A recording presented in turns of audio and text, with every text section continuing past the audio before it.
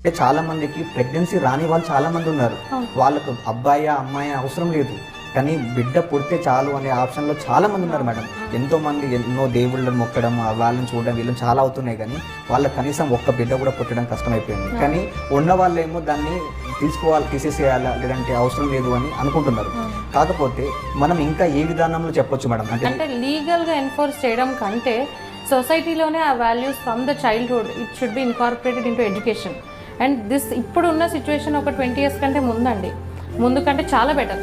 ఎందుకంటే ఈ సిటీలో ఎస్పెషల్లీ ఇద్దరిని ఈక్వల్గా ట్రీట్ చేయడం టు సమ్ ఎక్స్టెంట్ స్టార్ట్ అయింది.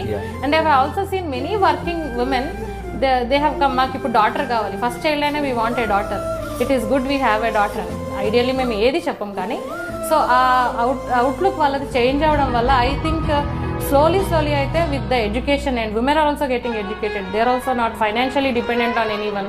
ఇప్పుడు సపోజ్ మెన్ ప్రెషర్ చేసిన ఉమెన్ ఎలా ఉన్నారంటే మేము కానీ పెంచుకుంటాము ఆడపిల్లల్ని. నేను ఒక ఆడపిల్లనే కదా, ఒక ఆడపిల్ల లేకపోతే ఎక్కడి నుంచి వచ్చిందండి ఈ ప్రపంచం అంతా? లేదు కదండి. Every mother is a lady, every sister is a lady, every wife is a lady, every daughter is a lady.